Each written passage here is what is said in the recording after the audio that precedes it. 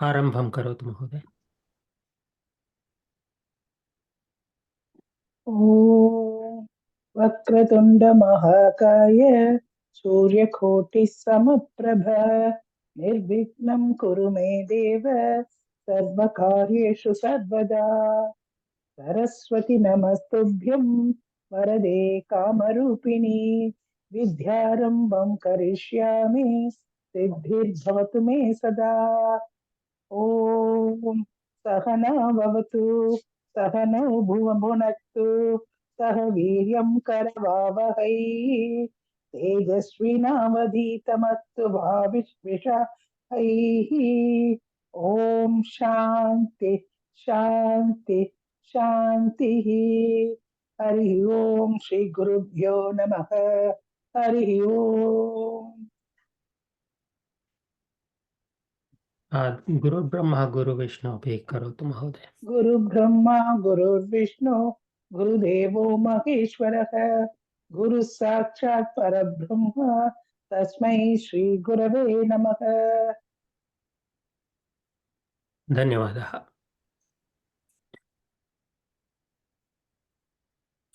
अखिला महोदय आगच्छति अद्य बहु समयानन्तरं। कथमस्ति महोदय? नमस्ते महोदय। नमस्ते महोदय। अहं चिन्तितवान् भवती अस्मान् विस्मृतवती इति। न विस्मृतवती महोदय। Catching up with all the lessons and homework now. अस्तु अस्तु। यथा भवन्तः दृष्टः गृहकार्ये भगवद्गीतायाः श्लोकान् दीयन्ते। प्रसिद्धाः श्लोकाः। मम चिन्तनमस्ति वयं सर्वे तान् जानीमः, परन्तु किञ्चित् व्याकरणरूपेण यदि वयं पश्यामः, अन्वयरचनां कुर्मः, मनसि एवमधिकं स्थापयति इति।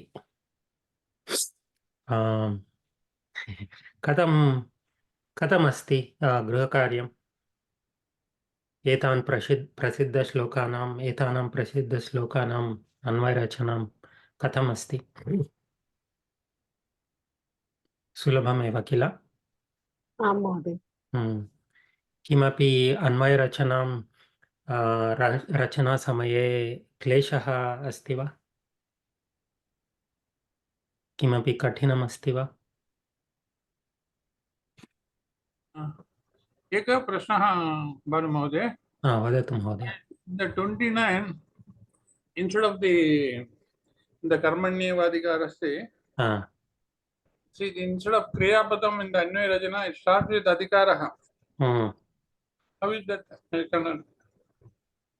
यत्र क्रियापदं न दृश्यते तत्र अध्याहृतमस्ति।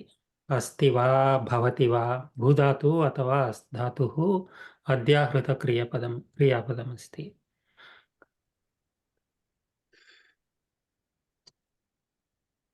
आम्, तत्र भवति अथवा तस्मिन् श्लोके भवति वा अस्ति वा इति क्रियापदं स्वीकरणीयम्।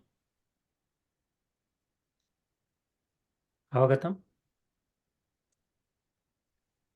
Did I answer your question, Mahodaya?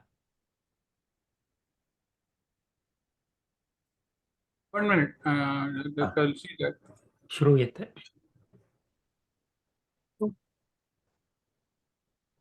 Rita महोदय किमपि वक्तुम् इच्छति वा? Ravi Mohoday is looking for something. That's why I. Okay. Try asti or bhavati Mahodaya. Wherever there is no explicit kriya padam, try asti or bhavati. That in the Gita, the Pravesha, they started with Adhikaraha. As nearly like the Karma Padam, they started asking question with Adhikaraha. You can do it that way also. Kim nasti adhikaraha nasti. But then you are implicitly, if you look at the entire question, kim na asti. Adhikaraha na asti. You are anyway adding that. They started with Kutra Adhikaraka.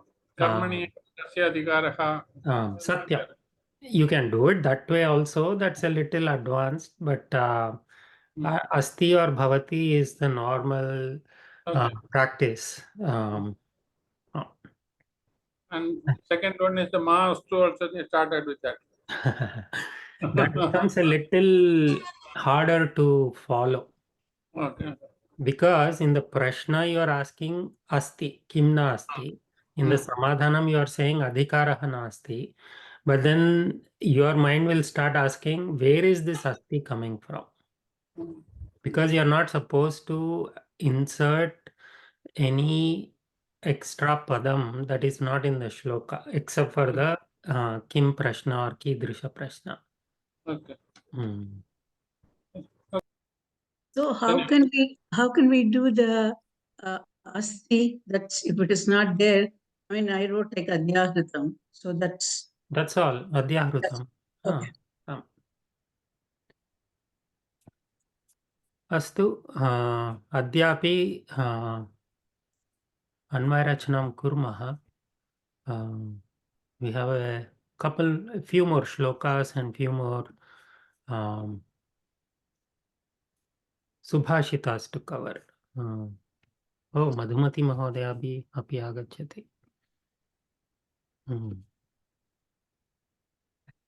स्वागतम्. अस्तु. राजश्री महोदय, भवती अद्य अन्वयरचनां कर्तुम् इच्छति वा? आं महोदय, करोमि. एकक्षणम्. एतावत्पर्यन्तं वयं भगवद्गीतायां किं पठितवन्तः? गतकक्षायां किं दृष्टवन्तः वयं? कोऽपि स्मरति वा? Arjuna Vacha that Mava Ratham Sena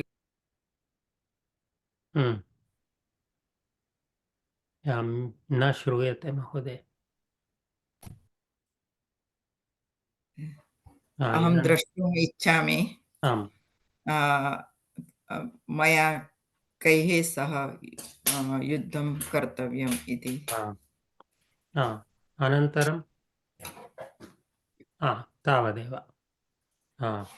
अद्य वयं पश्यामः किं भवति अनन्तरम् इति.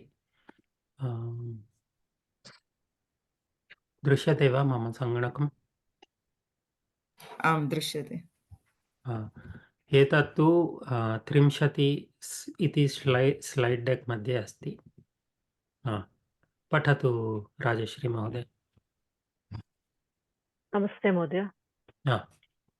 सञ्जय उवाच एवमुक्तो ऋषिकेशः गुडाकेशेन भारत सेनयोरुभयोर्मध्ये स्थापयित्वा रथोत्तमम् उवाच पार्थ पश्यैतान् समवेतान् कुरूनिति. भवती अपि गायति, उत्तमं. पुनः एकवारं गायतु. सञ्जय उवाच एवमुक्तो ऋषिकेशः गुडाकेशेन भारत सेनयोरुभयोर्मध्ये स्थापयित्वा रथोत्तमम् उवाच पार्थ पश्यैतान् समवेतान् कुरूनिति. धन्यवादः. अत्र हृषिकेशो इति अस्ति. सन्धिविच्छेदानन्तरं हृषिकेशः भवति. पठनसमये यथा अत्र अस्ति तथा एव पठनीयम्. अस्तु महोदय. अस्तु. सामान्य अर्थः अस्ति अर्जुनः यदा वदति मम रथं सेनयोः उभयोः मध्ये स्थापयतु इति, तत् श्रुत्वा कृष्णः रथं तत्र स्थापयति. स्थापयित्वा किमपि वदति. किं वदति इति वयम् अग्रिमश्लोकायां पश्यामः. परन्तु अस्मिन् श्लोके कृष्णः किमपि वदति. एतत् सर्वं सञ्जयः धृतराष्ट्रं वदति. अत्र वाक्यद्वयमस्ति। प्रथमवाक्ये कृष्णः किमपि अर्जुनं वदति इति अस्ति। तत्सर्वं सञ्जयः धृतराष्ट्रं वदति। तत् द्वितीयं वाक्यम्। अन्तर्गतवाक्यम् एकमस्ति, बहिर्गतवाक्यम् एकमस्ति। सामान्यार्थः अपि दीयते, कृपया पठतु। सामान्यार्थः सञ्जयः उक्तवान्, हे राजन्, श्रीकृष्णः अर्जुनस्य वचनं श्रुत्वा द्वयोः अनीकयोः मध्ये रथं स्थापितवान्। अनन्तरं सः उक्तवान्, हे अर्जुन, अत्र समागतान् कौरवान् पश्यतु इति। अवगतं वा? आं महोदय। अत्र हे राजन् इत्यस्ति। राजन् कस्मिन् विषये अत्र अस्ति? धृतराष्ट्रः। धृतराष्ट्रः। किमित्युक्ते सञ्जयः वदति, धृतराष्ट्रम् उद्दिश्य वदति, हे राजन्, श्रीकृष्णः रथं स्थापितवान्, स्थापयित्वा अर्जुनम् उद्दिश्य वदति। वदतु, भवती एव वदतु। अर्जुनम् उद्दिश्य वदति, अत्र के कौरवाः सन्ति इति पश्य इति उक्तवान्। उत्तमं। सन्धिविच्छेदं करोतु। पदविच्छेदं, सन्धिविच्छेदम्।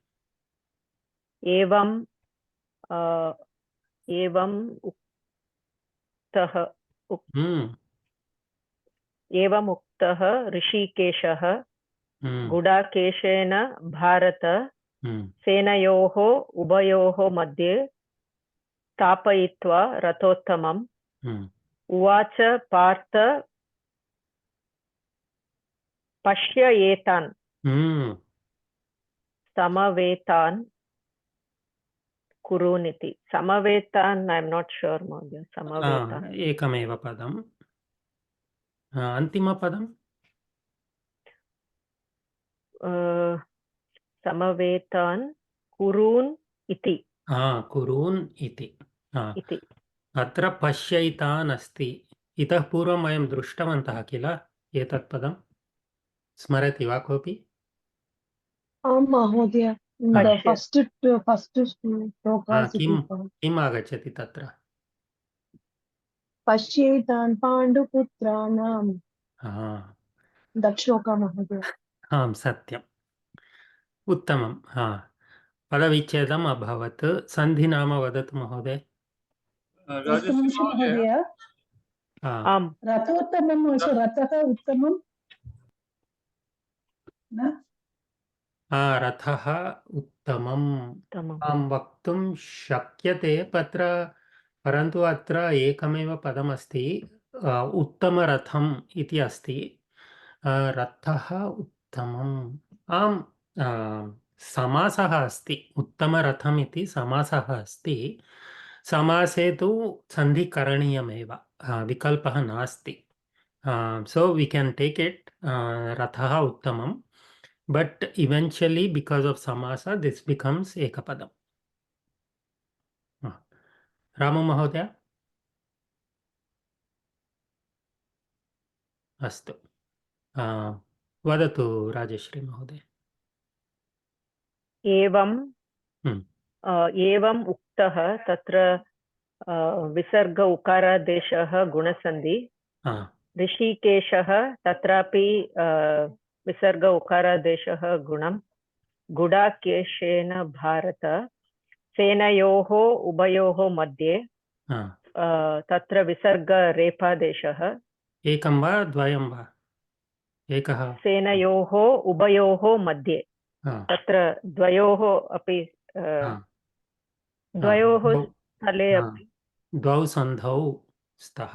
द्वौ सन्धौ अपि विसर्गरेफादेशः। स्थापयित्वा रथोत्तमम् उवाच, पार्थ पश्य एतान्। अहं चिन्तयामि भवान् उक्तवान् गतकक्षायां यान्तावान्तलोप कथं? पश्येतन न वृद्धिसन्धि सारी ओके ओके सुलभम्। यान्तावान्तदेश यलोप वलोप तत्र तु यकारस्य वा वकारस्य वा यकारः वा वकारः वा न दृश्यते सन्ध्यानन्तरम्। अस्तु वृद्धिसन्धि वृद्धिसन्धि। समवेतान् कुरून् इति तत्र सन्धि नास्ति। उत्तमम्।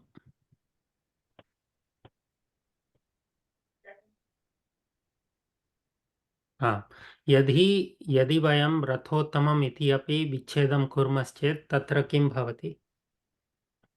तत्र गुणसन्धि रथ अ प्लस् उ गुणसन्धि। तस्मात् पूर्वं रथः गुणसन्धि उत्वम् अण्ड् गुणम्। उत्वम् अपि अस्ति, गुणमपि अस्ति। गुणमपि अस्ति। सत्यम्। अस्तु, पश्येतान्। व्याकरणांशः प्रतिपदार्थः। एवम् अव्ययम् उक्तः एवम् प्रत्यय। क्षम्यताम्, एवम् इत्यस्य अर्थः कः? एवम् उक्तः इति उक्तः इति उक्तः थ प्रत्यय उवाच तस्य थ प्रत्यय मन्ये। धातुः कः? धातुः वद धातुः वच्। I'm not sure महोदय, न स्मरामि। वद उवाच उक्तः पश्यामः। वच् और वद। वच् धातु।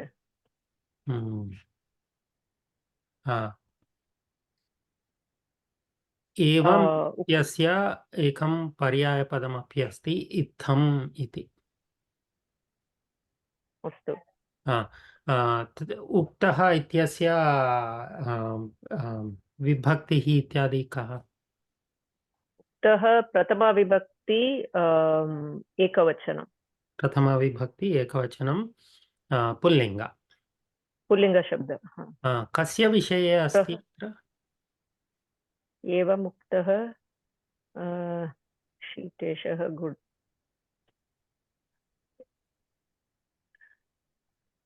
एवं न अर्जुनः उक्तः। उक्तः इत्युक्ते किम्? उक्तवान्, ही टोल्ड। परन्तु अत्र त प्रत्ययः अस्ति। कर्तरि प्रयोगः वा कर्मणि प्रयोगः वा? अत्र कर्मणि। सो कस्मिन् विषये अस्ति? कस्मिन् विषये? No, I am not getting the question महोदय। अस्तु, कर्मणि प्रयोगः अस्ति इत्युक्ते ही टोल्ड वा ही वास् टोल्ड वा? ही वास् एवम् उक्तः ऋषिकेशः। I think here it must be, I'm not sure if it is कर्तरि। अत्र पुनः पश्यामः। कर्तरिथ। पश्यामः। अस्तु, प्रथमं पदस्य अर्थं वदतु। उक्तः। उक्तः इत्युक्ते उक्तवान्। उक्तवान् न, उक्तवान् is the one who said or he said. अर्जुनः उक्तवान् मम रथं स्थापयतु। उक्तः was told. एवं was told. What is told or who was told to? Told. अत्र who was told to do the रथस्थापनम्? कृष्णः। So here, What? Okay. ah, Okay. it is talking about the person who Krishna. was told to stop the Ratha. He says something. Astu. So does it? So what other characteristic will that pada have? It is a Visheshanam for Rishikesha. Uttamam. It is Yeah. a Visheshanam to somebody. Yeah, it's a Visheshanam for Rishikesha. Yeah. Uttamam. Idanim avagatam? Yeah. I couldn't get the question also. Yeah. Mama doshaha. I'll try to be more. No. I don't mean that, Mahodaya. It was taking me time to understand. No. Astu. So kathitaha bhashitaha. So it is not uktavan. The one who was told. Okay. It's the person, not the matter being told. It is not the kriya padam, uktavan. It is not the action. It is the person. It is a quality of the person. It is a visheshanam of the person. That person who was told to do something. Eva. And who is that person? It is in the next pada itself. Hrishikeshaha. So that Hrishikesha who was told to do something, then he does something else in this shloka. Avagatam? Mahodaya. Everybody, are you following this? Astu. Hrishikeshaha. ऋषिकेशः अकारान्त पुल्लिङ्ग ऋषिकेश शब्द प्रथमा एकवचनम्. प्रथमा एकवचनम्. अर्थः? ऋषिकेशः कृष्णः. कृष्णः. पर्यायपदानि? गोविन्दः. कृष्णः, गोविन्दः, माधवः. अन्ये अपि प्रयत्नं कुर्वन्तु कृपया. वासुदेवः. मधुसूदन. मधुसूदनः. पार्थसारथिः. रथसारथिः. उत्तमम्. परन्तु पदस्य प्रत्येकः अर्थः कः? ऋषिकेशः. I think he who controls the senses, indriyanam yaha. वदतु. यः निग्रहं करोति, इन्द्रियाणां निग्रहं यः करोति सः. उत्तमम्. इन्द्रियाणां निग्रहं करोति सः. इन्द्रियाणि यद्वशे वर्तन्ते सः परमात्मा इति शङ्कराचार्येण उक्तम्.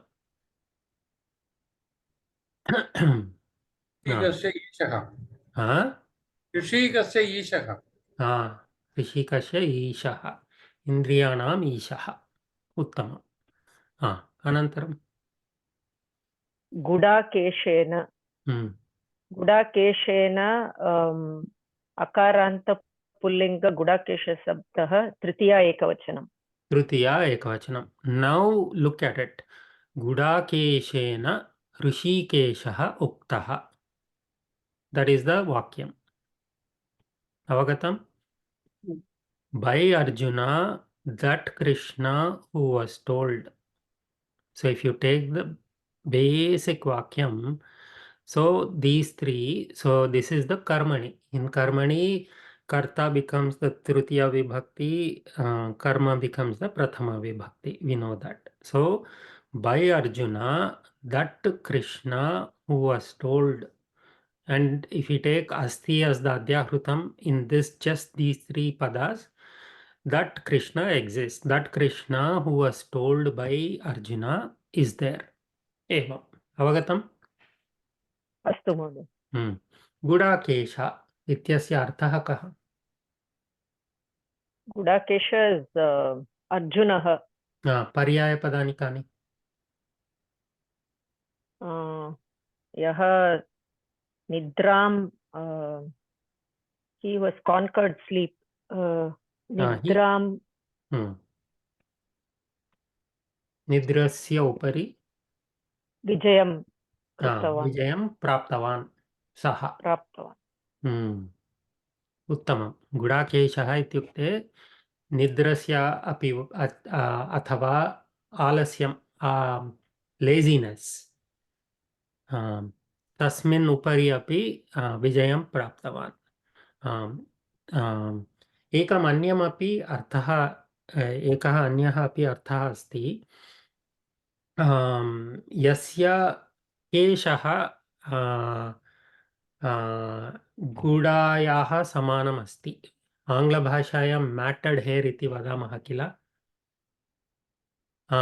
जटा यस्य केशाः जटारूपेण सन्ति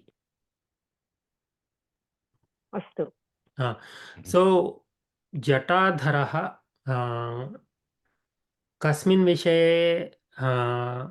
वयं वदामः अर्जुनः अस्ति शिवस्य शिवः शिवः So if you just encounter without any sandarbha a shloka that talks about Gudakesha, we won't know whether it's talking about Shiva or Arjuna without any sandarbha. Astu. Anantara. Bharata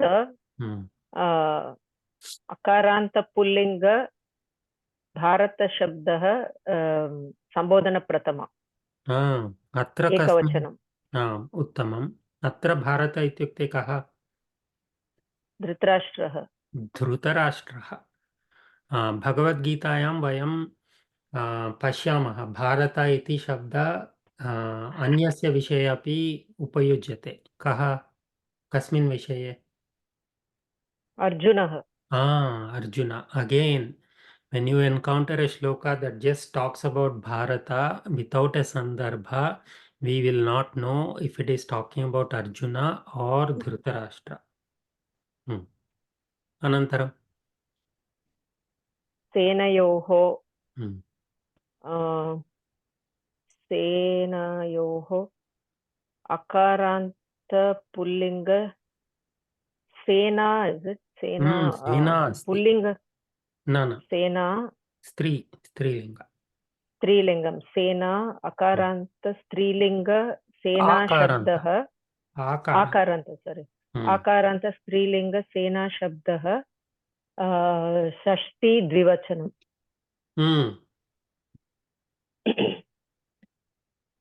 उभयोः अनीकयोः सैन्ययोः इति पर्यायपदानि उभयोः उभा शब्दं उभा आकारान्त स्त्रीलिङ्ग उभा शब्दः षष्ठी द्विवचनम् उभयोः मध्ये द्वयोः मध्ये द्वयोः मध्ये मध्यं नपुंसकलिङ्गं या पुल्लिङ्गं भवेत् मध्य अकारान्त पुल्लिङ्ग मध्य शब्द सप्तमी एकवचनं वा पुल्लिङ्गं या मध्य शब्द सप्तमी एकवचनं मध्ये द्वयोः अन्तरे स्थापयित्वा प्रत्यय अव्ययम् धातुः त्वा प्रत्यय स्था धातु त्वा प्रत्यय अव्ययम् अर्थः स्थापयित्वा तत्र स्थापनं कृत्वा तत्र रथं तत्र नीत्वा उत्तमम् अन्ये पर्यायपदानि कोऽपि वदतु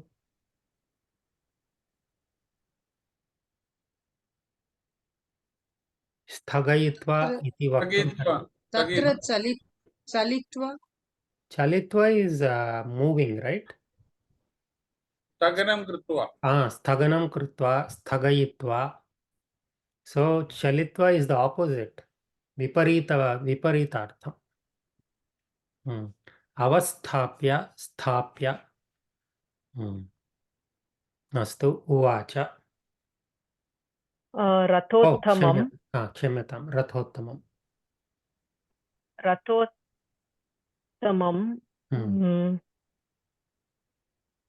रथोत्तम शब्द अकारांत पुल्लिंग रथोत्तमम् आम् अकारांत पुल्लिंग रथोत्तम शब्दं वा रथोत्तम शब्द एकमेव पदम् रथोत्तम शब्दः द्वितीय एकवचनं वा द्वितीय एकवचनम् एकवचनं ओ रथश्रेष्ठम् इत्यर्थः उत्तमरथम् इत्यपि स्वीकर्तुं उत्तमरथम् शक्यते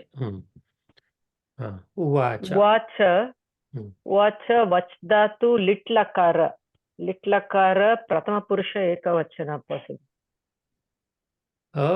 उत्तमम् उवाच ब्रूध उवाच ओ ब्रूधातु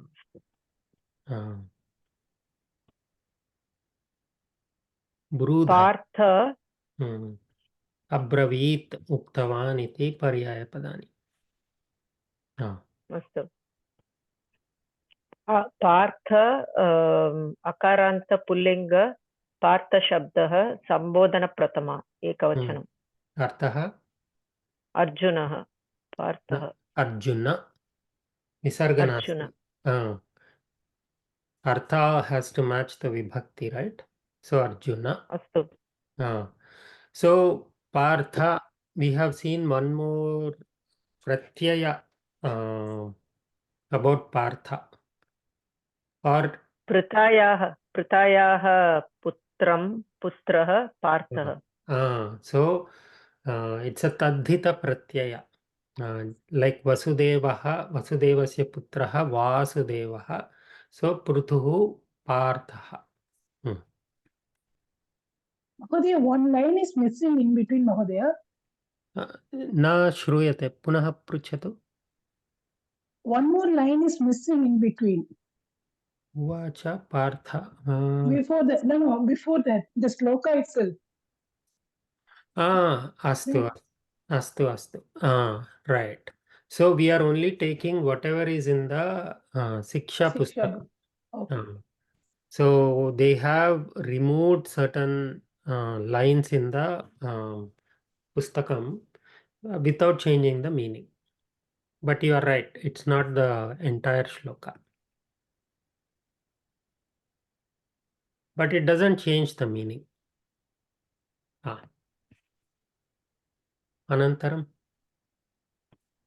पश्य ल्यप्रत्यय दृश् धातु पश्य अवलोक्य अव्ययम् पश्य इत्युक्ते अव्ययम् न sorry it is पश्य is दृश् धातु लोट् लकार मध्यमपुरुष एकवचनं सत्यं कदापि कन्फ्यूजन् आगच्छति भ्रमः आगच्छति पश्य इत्युक्ते अर्थः कः अवलोक्य सी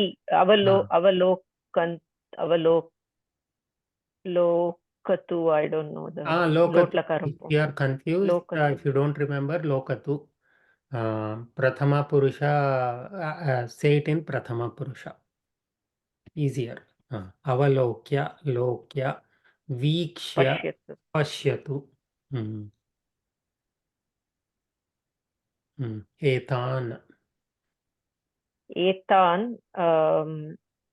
दकारान्त पुल्लिङ्ग एतत् शब्दः द्वितीय बहुवचनम् अर्थः एतान् पश्य एतान् समवेतान् एतान् इत्युक्ते अत्र सम्मिलित्वा योद्धारः योद्धॄन् सम्मेलनं just the artha of the pada itself without sandarbha एतान् तान् मने तान् idam idi yadi vayam swikurmah chet Ime, no, Iman. Iman. So Hmm. I'm not sure. Chinta nasti. Please review the idam padam. Iman. Samavetan. Samavetan. अकारान्त pulling समवेत शब्दः द्वितीय बहुवचनम् Hmm. समवेतान् इत्युक्ते यः तत्र सम्मेलनं कृतवन्तः तान् Militan, sammilitan. Easier, right? Militan, sammilitan. सम्मिलितान् कुरून् Hmm. कुरून् इत्युक्ते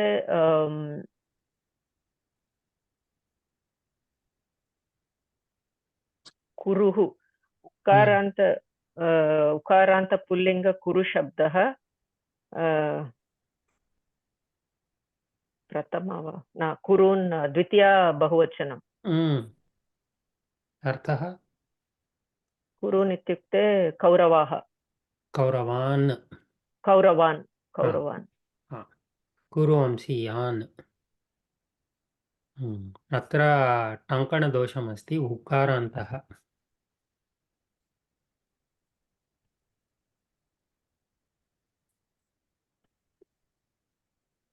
कुरून् इत्युक्ते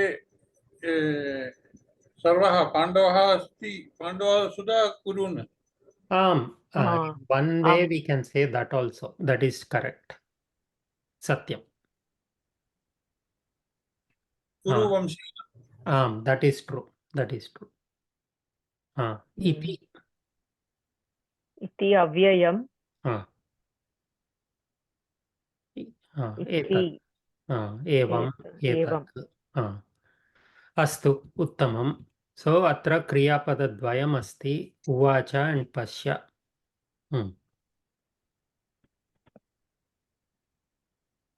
उवाच ऋषि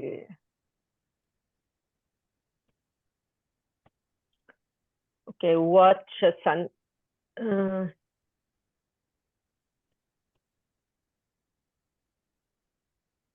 उवाच is the second sentence Mahodaya उवाच पार्थ पश्येतान् समवेतान् so do we two components, right? First you have to ask on once you have to ask on uvacha, once you have to ask prashnas on pashya, whichever order you want. So uvacha kaha uvacha so should we okay that Sanjaya uvacha, Sanjaya uvacha, that's what I was thinking. We won't take it as part of the Anvaya Rachana. That is just to give a Sandarbha. That's all. So this Uvacha is not part of Sanjaya Uvacha.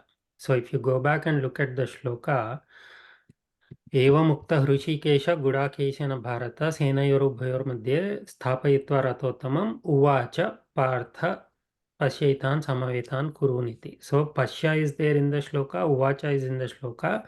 There is also a Sanjaya Uvacha, but we never take these types of things as part of the Anvaya Rachana. That is just to give us Sandarbha, that's all. So Atra Kaha Uvacha?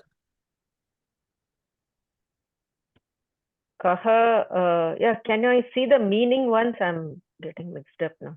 Chinta nasti.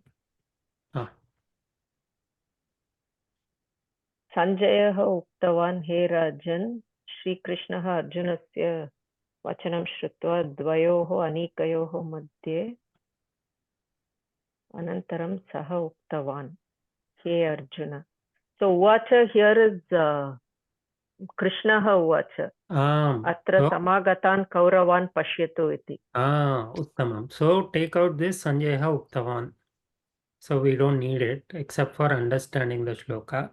So anantaram saha uktavan. Kaha saha? Krishnaः. Krishnaः uktavan kimapi atra pashyatu iti. So both are related to Shri Krishna. अस्तु.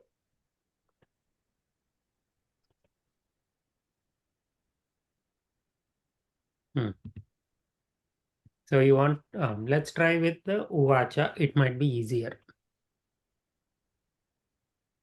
So kena uvacha gudakeshena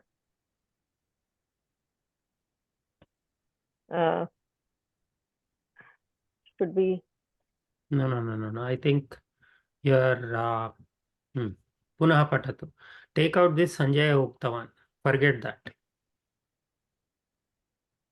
हे अर्जुन अत्र समागतान् उवाच कः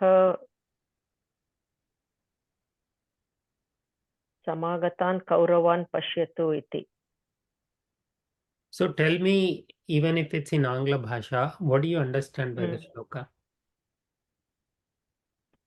Yeah, so Sanjaya has told, Sanjaya is telling Dhritarashtra that Krishna,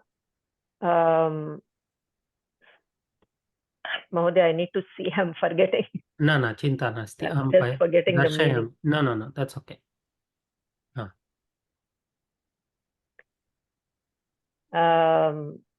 So Krishna has heard the Arjuna's words and he has kept placed the chariot between the two armies. Then he says to Arjuna, look at the Kauravas assembled here. So analyze your last vakyam. What did you just say? Hey Arjuna. Then he so says, Krishna said, then he says, look at the armies. So tatra kriyapada dvayam asti kila. Look at armies, pashya, that is one kriyapadam. Then he says, uvacha. Right? Yeah, he says, look. So it is done by whom? Who is doing the saying? Krishna is saying. Krishna is saying. So Krishna says, look at the two armies. So look at the two armies is, think of it as being within quotation marks.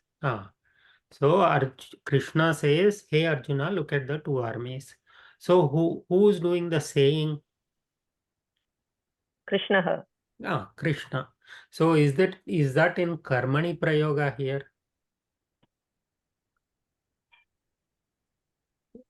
It was told by Krishna va or Krishna says va? Uvacha asti. Krishna uvacha. Was told. No, not was told. Krishna said. Krishna it is in said. Kartari. Kartari. Yeah. So Kena is not correct, right? Kena uvacha. Yeah, no, I was looking at. Kena will be for the first sentence, yeah.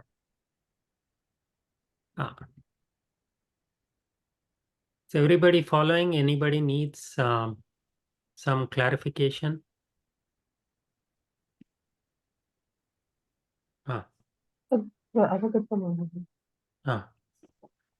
Vadat Rajashri Mahoday.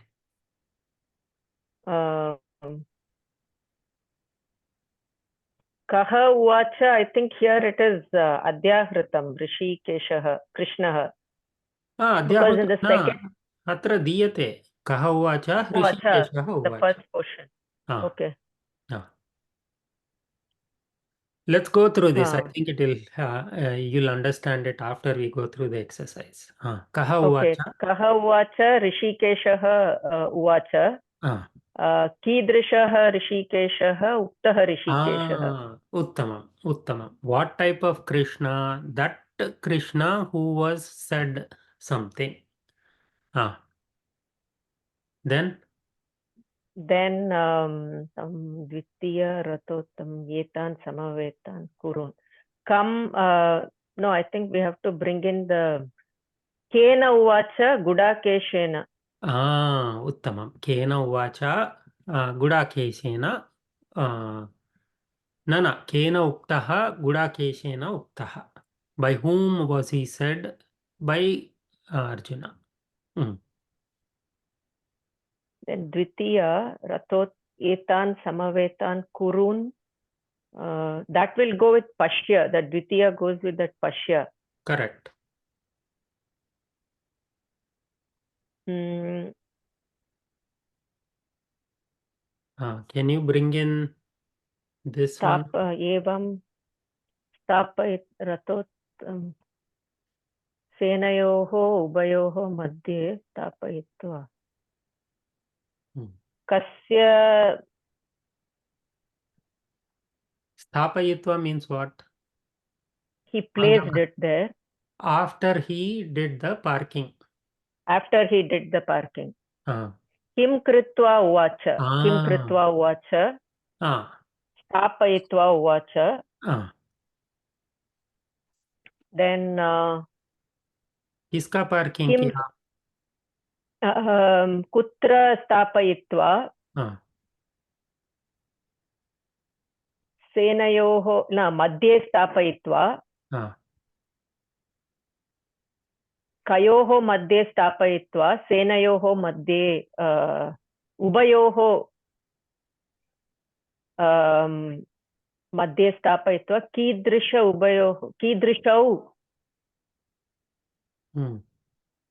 कीदृशयोः उभयोः मध्ये सेनयोः उभयोः मध्ये I think you reversed it. Kidrishayoho senayoho ubhayoho senayoho.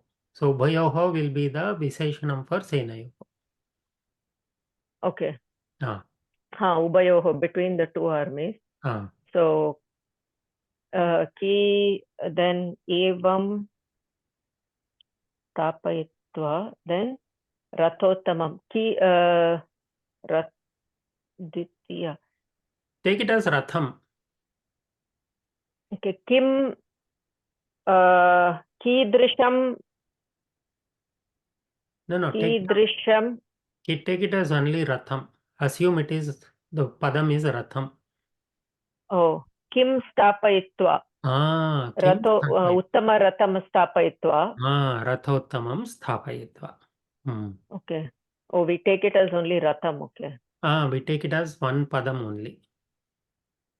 अस्तु किं स्थापयित्वा उत्तमं रथोत्तमं स्थापयित्वा then etan samavetan I think that is the one portion of the sentence. Then the next one will be pashya. Satyam. Is the meaning becoming more clear? Mahodaya. So far what have you understood? Rishikeshah Kriyapadam is that Rishikesha who was told by Arjuna, who placed the Ratham in between the two armies. He is now telling Arjuna. Uttamam. Everybody following so far? So that Krishna who was said something by Arjuna, who was told by Arjuna, placed the Ratha, excellent Ratha in between the two armies and said something.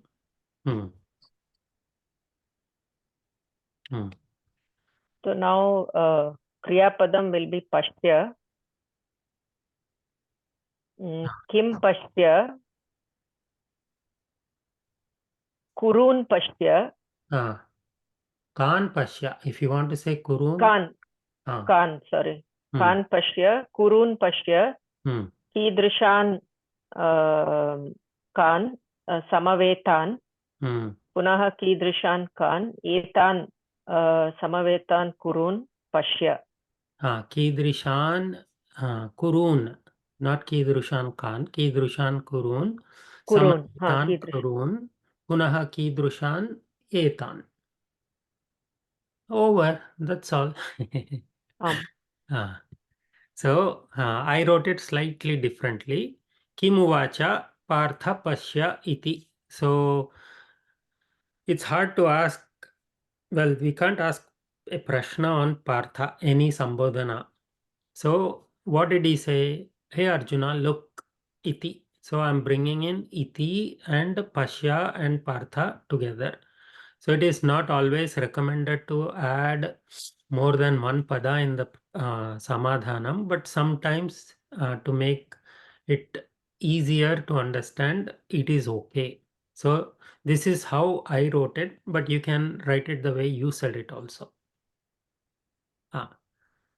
कः पश्य त्वं त्वम् इत्युक्ते अत्र कः अर्जुनः अर्जुनः कः पश्य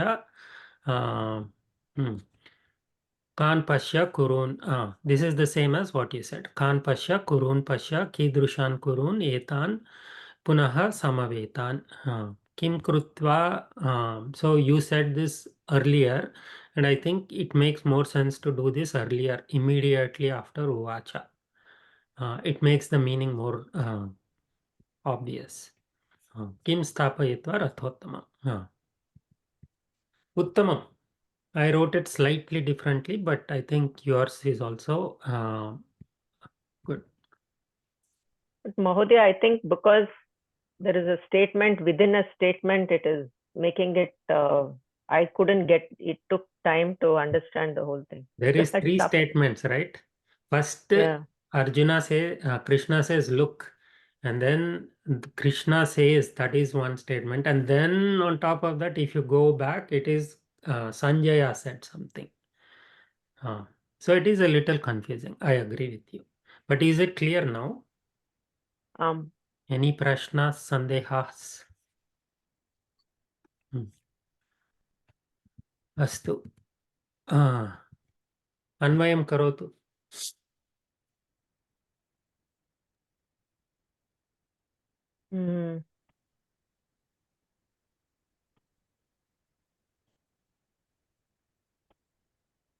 Watch. Can you show the previous screen, Mahodaya, the Pratama? Rishikeshah Tah na.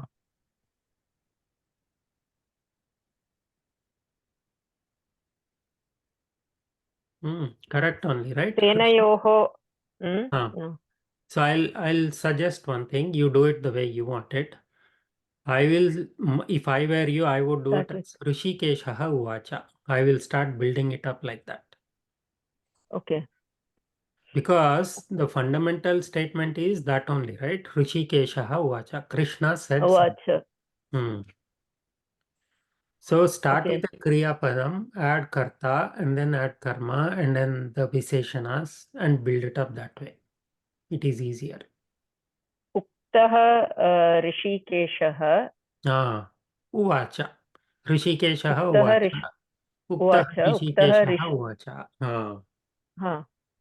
Uktah Rishikeshaha Senayoho Ubayoho Madhye Ratottamam Stapayitva Gudakeshena. Then Gudakeshena you have to associate with these. Gudakeshena Uktah. No. Correct. Gudakeshena Uktah. By Arjuna, that Krishna who was said, who was told. He Gudakeshena Uktah. Etan Samavetan Kurun Pashya. Uttamam. And then bring in the Sanjaya Uvacha. Sanjaya Uvacha. So that way bring it in the front, Mahodaya. That we bring it in the front. Satya. Sanjaya Uvacha. E Bharata. Pathatu Krupaya. He Bharata. Evam Gudakeshena Uktah Rishikeshah. Senayoho Ubayoho Madhye Ratottamam Stapayitva Uvacha He Partha Etan Samavetan Kurun Pashya iti. Idanim Avagatam va? Mahodaya, finally. Finally. It takes time for this shloka. Is everybody following this? Any prashnas or sandehas? So tatparyam asti, tatparyam pathatu. I just think we did the word to word substitution, but you write your own tatparyam. Tatparyam. Sanjayaha Dhritarashtra Muktavan. He Rajan. यथा अर्जुनेन पृष्टं तथा श्रीकृष्णः रथं द्वयोः अनीकयोः मध्ये स्थापितवान्। अनन्तरं पार्थम् उक्तवान्, हे अर्जुन, अत्र युद्धं कर्तुं सम्मिलितान् कौरवपक्षीयान् पश्यतु इति। अस्तु, अत्र व्याकरणांशाः न सन्ति. So this one, anything else on this shloka? Can we move on? Astu. Atra katha asti. Katha, I'm just giving it as part of the homework. Grahakaryam. Since this is very, very straightforward kathas. If you are finding any difficulties during the Grahakaryam in the kathas, ask and we will discuss them.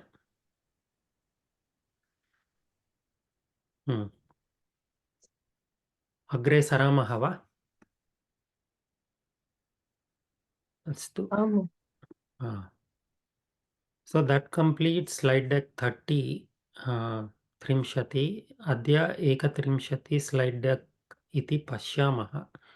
Atrapi shloka dvayam asti, and like Gayatri Mahodaya pointed out, we are doing parts of the shlokas sometimes. This is because this is how it is in the Siksha Pustakam. But the artha itself doesn't change even if we remove parts of the shloka.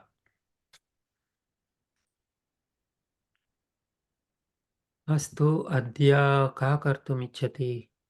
Rita Mahodaya, it's been a while since you did this.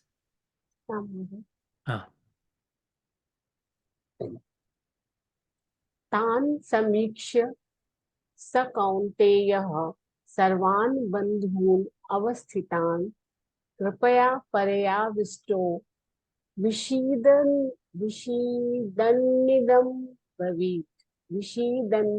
ब्रवीत्।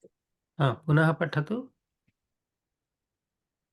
विषीदन्निदम् अब्रवीत् is अब्रवीत्. विषीदन्निदम् अब्रवीत्. सम्पूर्णं पुनः पठतु. तान् समीक्ष्य स कौन्तेयः सर्वान् बन्धून् अवस्थितान् कृपया परयाविष्टो विषीदन्निदम् अब्रवीत्। कः गातुम् इच्छति? Who wants to sing this? तान् समीक्ष्य स कौन्तेय सर्वान् बन्धूनवस्थितान् कृपया पर्याविष्टो विषीदन्निदमब्रवीत्. You should participate more in these things, Ramu Mahodaya. Uttamam asti. So, तान् समीक्ष्य स कौन्तेयः सर्वान् बन्धून् अवस्थितान् कृपया परयाविष्टो विषीदन्निदम् अब्रवीत्. So in the previous shloka we saw that Krishna says to Arjuna, look at the assembled senas, and then this happens subsequent to that. Anantaram etad bhavati. Kim bhavati iti अद्य पश्यामः. सामान्य अर्थः अस्ति. पठतु महोदय. सामान्यार्थः अर्जुनः युद्धं कर्तुम् आगतवान् सर्वान् बन्धून् दृष्ट्वा दुःखभरितम् अभवन् एवम् अवदत्. अवगतम्? आम् महोदय. किं भवत्याः स्वभाषया वदतु, किम् अस्ति अत्र? आङ्ग्लभाषायामपि चिन्ता नास्ति. When Shri Krishna रथम उत्तमं रथं तत्र स्थापितवान् अर्जुनः सर्वान् बन्धून् दृष्ट्वा दुःखितम् अभवत्. So just to give more sandarbha to this shloka, in the previous shloka or the previous pada of the shloka, it talks about all the people that Arjuna sees. all the Shwashuran and Pitamahan and all those Pitamaha, people. Guru Dronacharya. Satyam, Gurun, all the gurus, everybody. He sees all those people and then he becomes Dukkha Bharitam. That is what this shloka talks about. अत्र अभवन् इति अस्ति शत्रुप्रत्यय. I hope you all remember this. I all forgot that. That is why I wrote Shatru in the brackets so that we don't say, hey, Abhavat, right? Why is it Abhavan? Padavichedam karotu. तान् समीक्ष्य सः कौन्तेयः सर्वान् बन्धून् अवस्थितान् कृपया पर्याविष्टः विषीदन्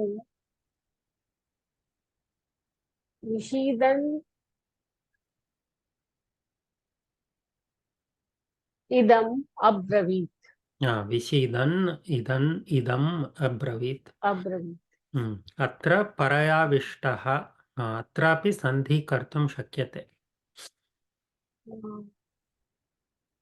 पर्याविष्टः आविष्टः अहं जानामि. परया आविष्टः. सत्यं. परया आविष्टः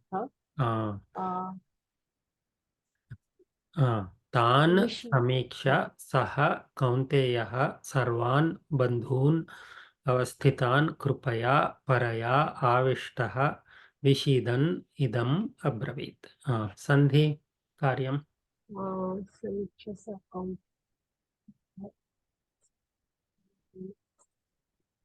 स कौन्तेयः अत्र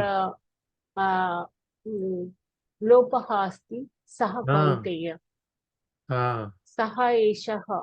सः एषः यदि पूर्वपदे अस्ति चेत् विसर्गस्य लोपः भवति. कौन्तेयः सर्वान् बन्धून् कृपया परया आविष्टः सवर्णदीर्घसन्धिः अस्ति. तत्पश्चात् विष्टः विषीदन् विष्टः विसर्गस्य उत्वं भवति. तत्पश्चात् गुणम् उत्वं गुणम्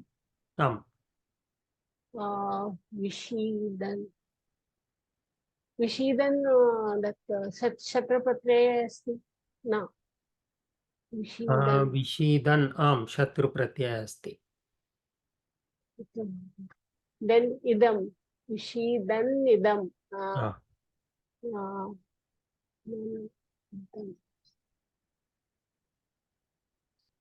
सन्धिः नास्ति महोदय. सन्धिः अस्ति, वयं न पठितवन्तः. एकं नूतनं सन्धिः, एकः नूतनः सन्धिः अस्ति, मुमुडागमसन्धिः इति. वयम् अग्रे पश्यामः. But normally what happens is the nakara becomes dvayam. So vishidan idam becomes vishidan idam. So the nakara gets repeated. Katham iti vayam agre pashyamah. Just remember the name. We will study it soon. Mumudagama sandhi. महोदय ङा अस्ति तत्पश्चात् मु अस्ति. I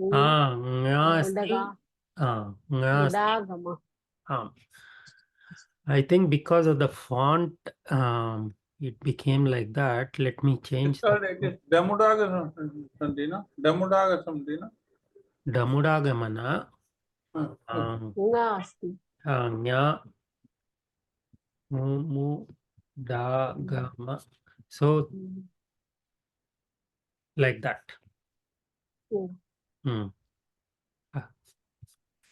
We'll see it. We'll study this in the next class or one of the next classes. So these are all the vicheda padas. Now do the vyakaranam shas. तान् तत् शब्दः पुल्लिङ्गः हा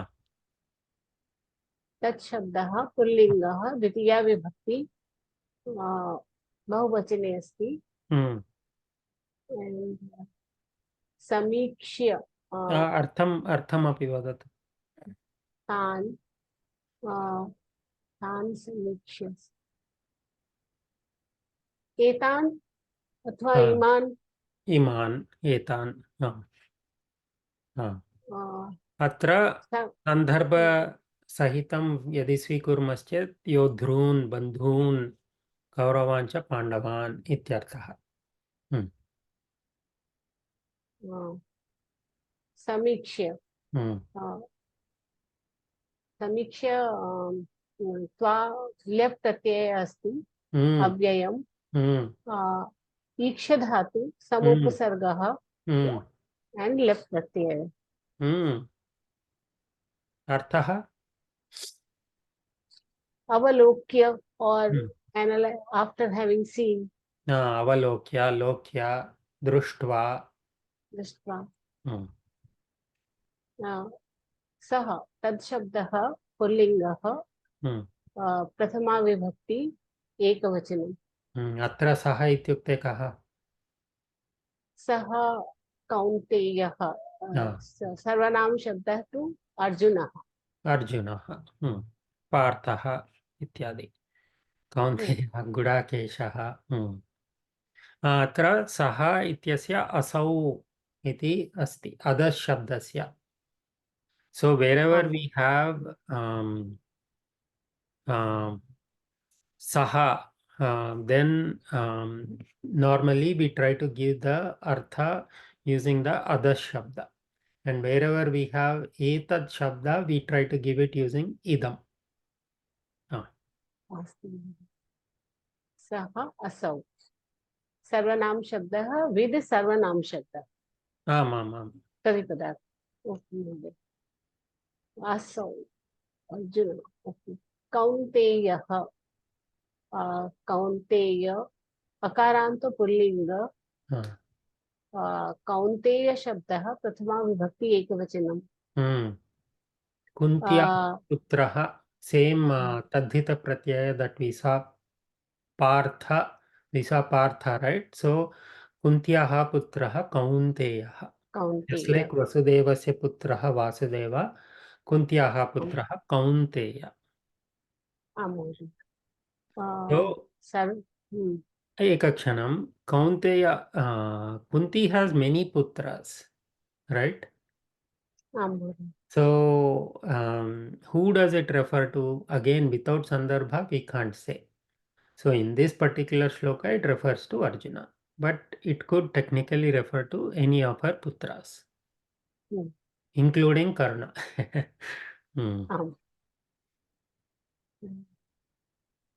सर्वान् सर्व शब्दः पुल्लिङ्गः सर्वनाम शब्दः अस्ति द्वितीया विभक्ति बहुवचने सर्वान् अर्थः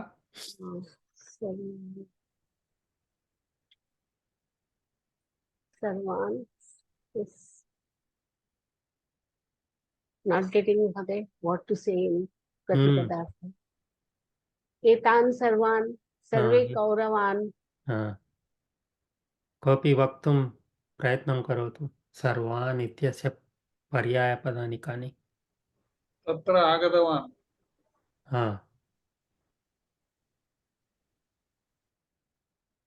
सर्वान् अखिलान्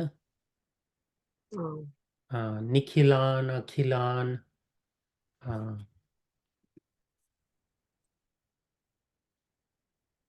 निखिलान् अखिलान् इति दीयते अत्रापि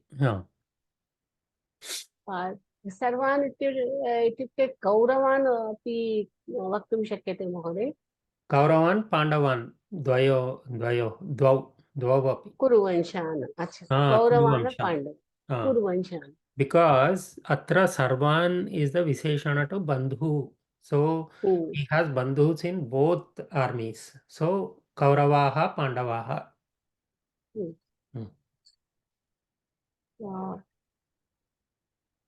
बन्धून् uh, बन्धु शब्दः उकारान्त बन्धु शब्दः uh, द्वितीया विभक्ति बहुवचनं uh, बन्धून् uh,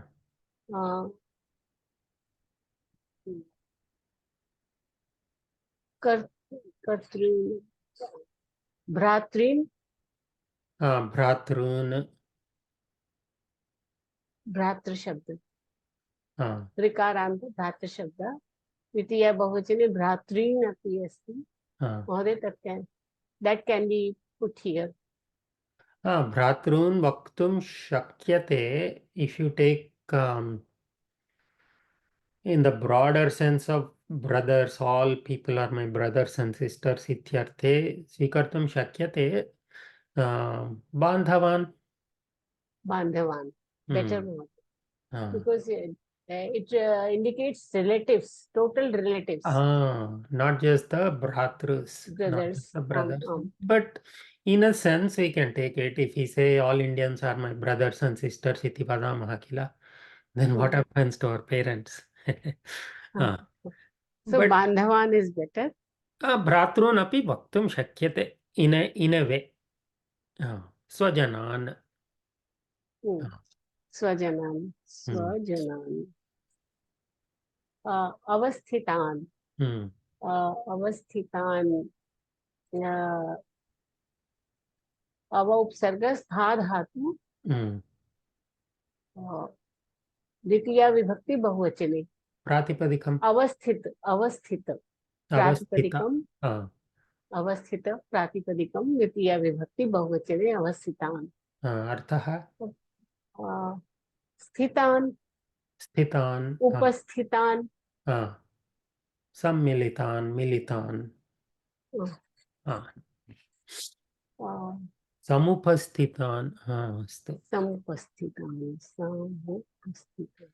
So what I found was that sama upasarga you can put in front of padas like upasthita and you can make one more paryaya pada.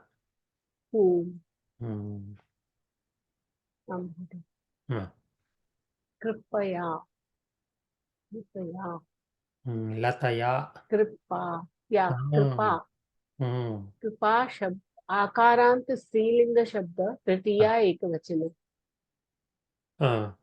कृपया तृतीया कृपा पूर्वक कृपा पूर्वकेन तृतीया अस्ति किल कृपापूरकेण अनन्तरं पर्यायपदानि कानि कोऽपि वदतु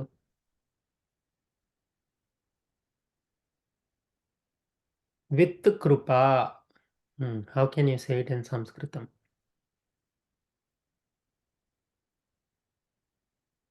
कारुण्येन दया सहित दयारहित दया सहित सहित not रहित दया सहितेन सहितेन कारुण्येन कारुण्येन कारुण्येन करुणया दयया उत्तमम्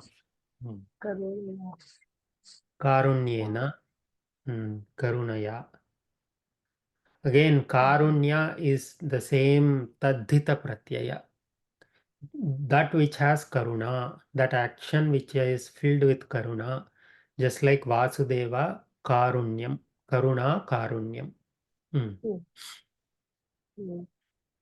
परया More this I'm not aware, but so I can I'll give you guess. clue. This is a visheshanam to krupaya. That I'm guessing Mhoday it's तृतीया एकवचने परंतु प्रातिपदिकम किम So that is why I Para. gave it, this is a strilinga, so this has to be strilinga. परा परा Para शब्द satyam para परा आकारांत स्त्रीलिंग तृतीया परा शब्दस्य तृतीया एकवचने सत्यम अर्थः परया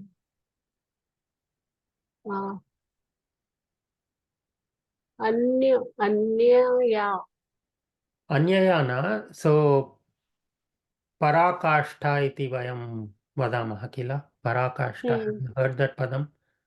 महोदय तस्य अर्थः कः? पराकाष्ठा highest degree of something. परा इति परं सूपर् कंप्यूटर् एकमपि अस्ति किल? परं सूपर् कंप्यूटर् परम हाइएस्ट हाइएस्ट परा इत्यस्य परमात्मा सो हाइएस्ट डिग्री सत्यं संस्कृते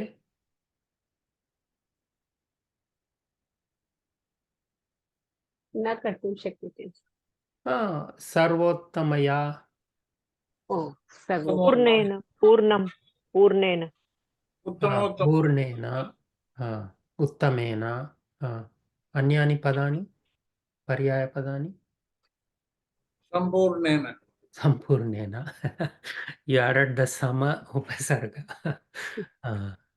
adhikaya atyadhikaya so filled with extreme levels of compassion अधिकया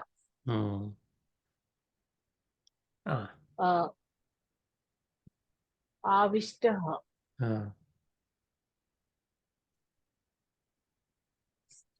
पर्याविष्टः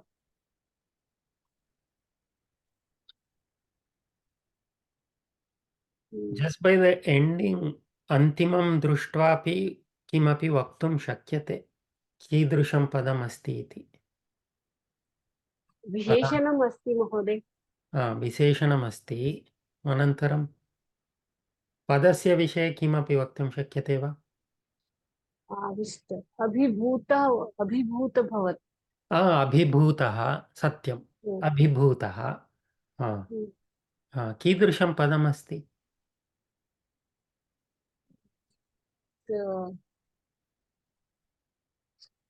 प्रत्ययः कः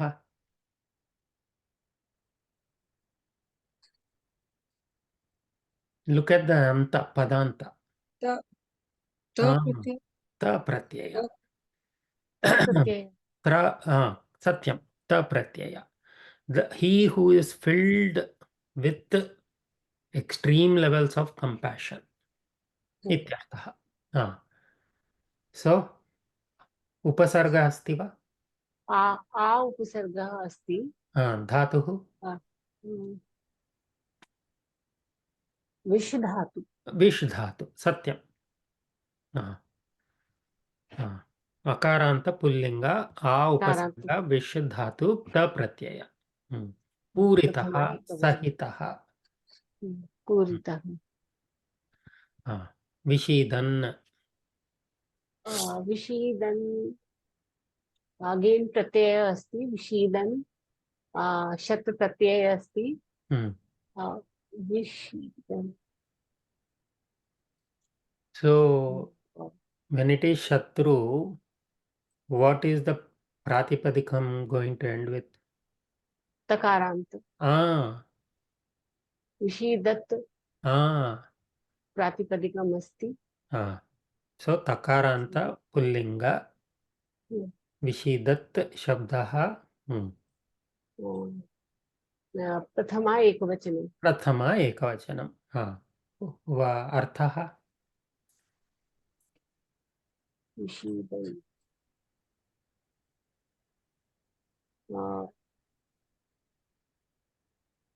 यस्य विषादम् अभवत् इति यस्मिन् दुःखम् अस्ति यस्मिन् दुःखम् अस्ति सः विषीदन् अस्ति खिद्यमानः दुःखितः ईजियस्ट पदं दुःखितः सन्तत्यमानः इति कोशे अस्ति सन्तत्यमानः दुखी हिंदी शब्दे हिंदी भाषायां संतप्त एकः शब्दः अस्ति तस्य अर्थः दुखी संतप्त शोकसंतप्त संताप इत्यपि अस्ति that comes from the same family from the tap heated the tapa santapa Santapa. Satyam. Santapa. Tapam, that one it comes from Santapa. Oh. Santapa. Santapa. So it because it gives you a lot of kashtam, Lot of custom pain. lot of pain. Tapas involves pain. No? Tapas is full of pain. Satyam. Mahodaya, that this Sringeri Acharya's song is there, no? Mama Tapa Mapa Gurudeva. Mama Garuda Papa. Gamana Tava. Has everybody heard that Geetam? If you have not, I will send it after the class. It's a very beautiful. We learned it in the Pura Saraswati Sabha.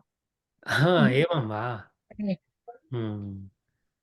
मम तापम पाकुरुदेव मम पापम पाकुरुदेव. उत्तमं गानमस्ति.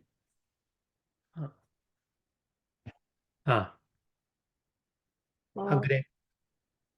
इदं शब्द मकारान्त इदं शब्दः लिङ्गम् इदम् अनपुंसकलिङ्गे एकवचने प्रथमा विभक्ति एकवचने इदं शब्द अर्थः अयम् एतत्. एतत् कस्मिन् विषये अस्ति इदम् अत्र? इदम् अब्रवीत्. अब्रवीत् इत्यस्य विषये अस्ति. एतत् He said उक्तवान्. something later on. एतत् उक्तवान्. इदम् अब्रवीत् एतत् उक्तवान्. किम् अस्ति किम् उक्तवान् अग्रे पश्यामः. अब्रवीत् अब्रवीत् ब्रू धातु परस्मैपदी लङ्लकारे प्रथमा विभक्ति एकवचने प्रथम पुरुष एकवचने प्रथम पुरुष एकवचनम्. अर्थः उक्तवान् उक्तवान्. अनन्तरं पर्यायपदानि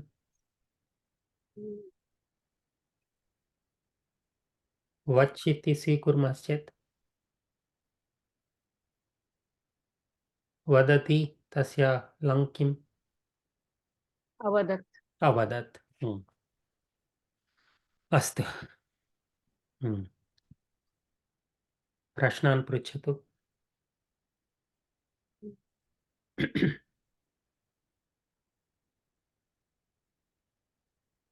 क्रियापदम् अब्रवीत्. कः अब्रवीत्? सः कौन्तेयः अब्रवीत्. कौन्तेयः अब्रवीत्. कीदृशः कौन्तेयः? सः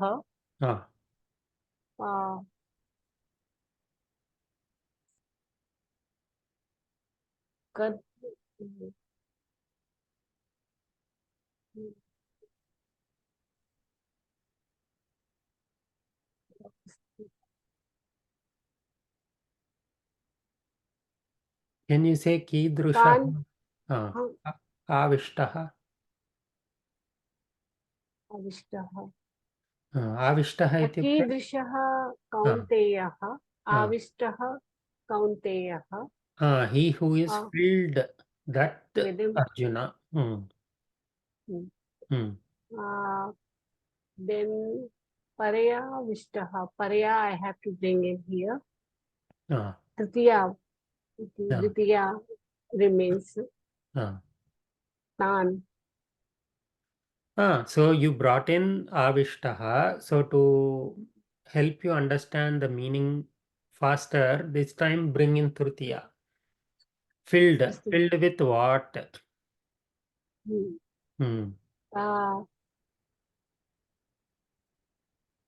Kaya Avishtaha. Kripaya Avishtaha. And Punaha Kaya Avishtaha. Paraya No. Avishtaha. No. Why is it Punaha? Paraya is Avishtaha. They both are interlinked. They are interlinked, but is he filled with para or is he filled with krupa? Kripa, Kripa. So this will be Visheshanam to Krupa, right? Kidrishaya Kripaya Paraya Kripaya. Kidrushaya Krupaya Paraya Krupaya, not Punaha.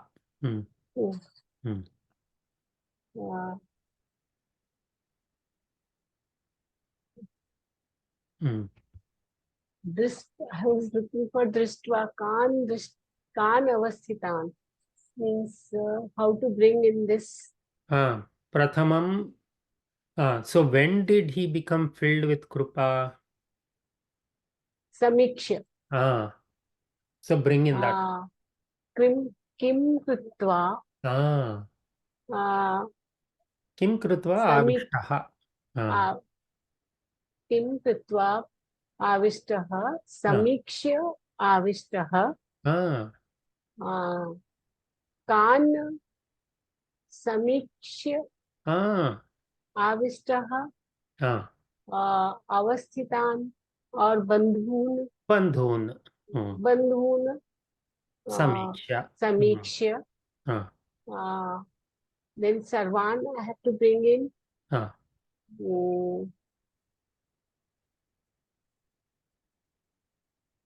Sarvan. So not getting Mukade. How to ask a question, Sarvan? What is the sambandha between Sarvan and Bandhun? They are Sarvanam Pada. Sarvanam asti, parantu अन्यमपि सम्बन्धः अन्यः सम्बन्धः अपि अस्ति किल? Visheshanam. विशेषणम् अस्ति. So what do you ask?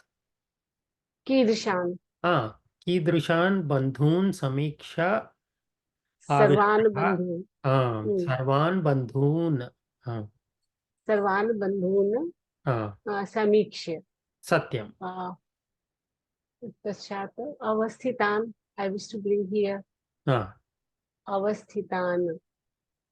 एवमेव सर्वानपि अवस्थितानपि तानपि ते सर्वे विशेषणानि.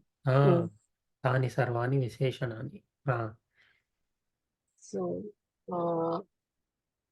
कीदृशान् बन्धून् सर्वान् बन्धून् अवस्थितान् पुनः कीदृशान् बन्धून् अवस्थितान् बन्धून् पुनः कीदृशान् बन्धून् तान् अवस्थितान् सर्वान् बन्धून्. So तान् सर्वान् and अवस्थितान् are all visheshanas for bandhun. I think that's it. We have covered everything. So kaha abravit kaunteyah कीदृशः कौन्तेयः सः कौन्तेयः पुनः कीदृशः कौन्तेयः आविष्टः कया आविष्टः कृपया कीदृशया कृपया परया किं कृत्वा अब्रवीत् समीक्षा कः पश्यात् त्वं पश्य. No, this is a leftover from a previous slide. And punaha should go here. पुनः कीदृशः कौन्तेयः आविष्टः.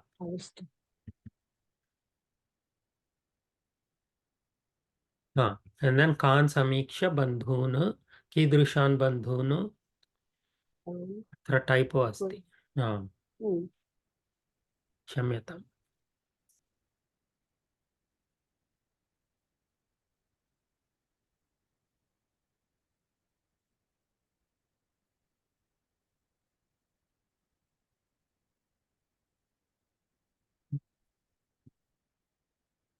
कीदृशान् बन्धून् तान् पुनः कीदृशान्.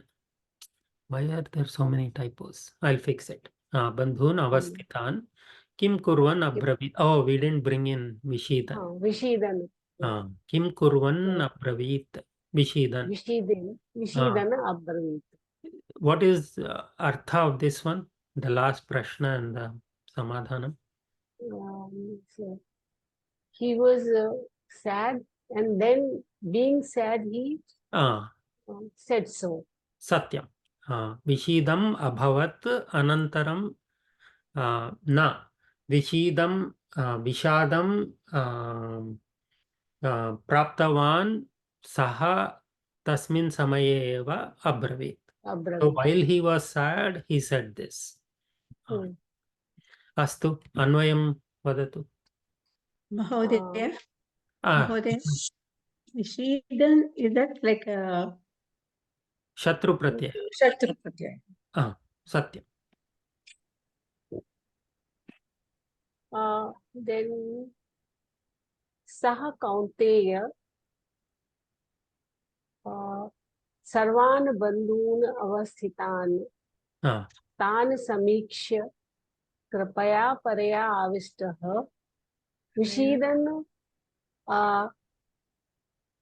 कृपया परे कृपया परया आविष्टः विषीदन् इदम् अब्रवीत्.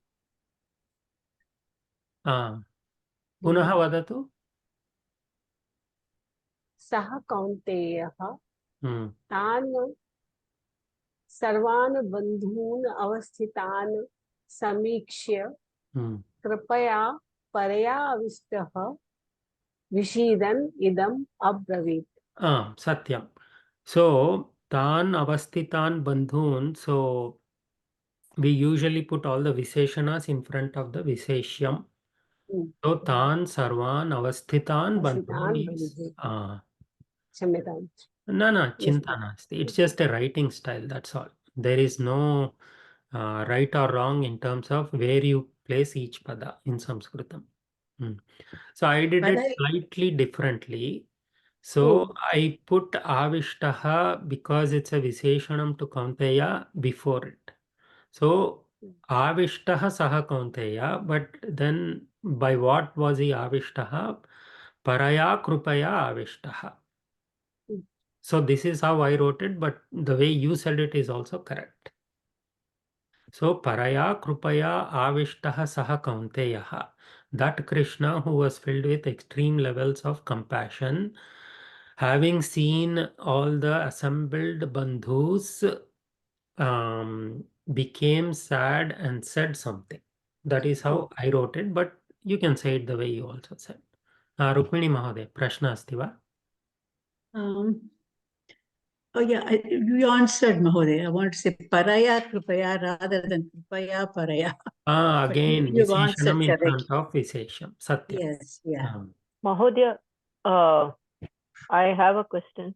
This Purucha. Vishidan, can we take it as Visheshanam for Kaunteyaha? No? It is a Visheshanam for Kaunteya. So, will it be okay if we bring that along with Avishtaha, Vishidan, Saha Kaunteyaha? Is that right? That is also correct. Okay.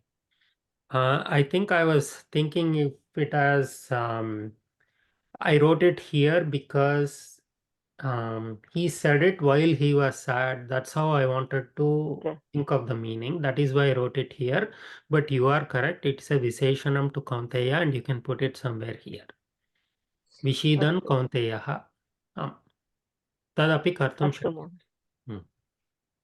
So I took it as Shatra Pratyaya. That's why I did this. Vishidan idam abravit. Satyam. It is Shatru Pratyaya, but it also happens to be Visheshanam to Kaunteya. दुखित हुआ है, दुखित हुए समय pay ये वाक्य कहा था. That is how दुखी हृदय से ऐसा कहा. दुखी हृदय से कुछ कहा.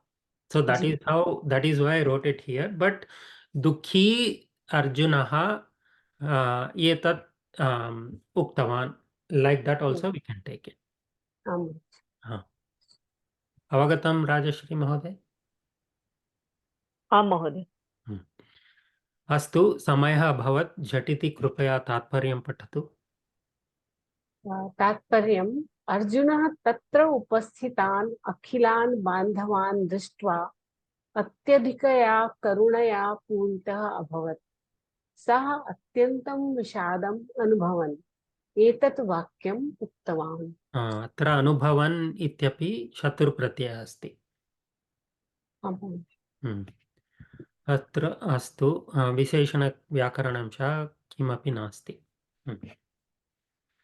अस्तु अत्र समापयामः मङ्गलश्लोकं कुर्मः अनन्तरं प्रश्नाः सन्ति चेत् पृच्छन्तु गायत्री महोदय कृपया मङ्गलश्लोकं करोतु ॐ पूर्णमदः पूर्णमिदं पूर्णमुदच्यते पूर्णस्य पूर्णमादाय पूर्णमेवावशिष्यते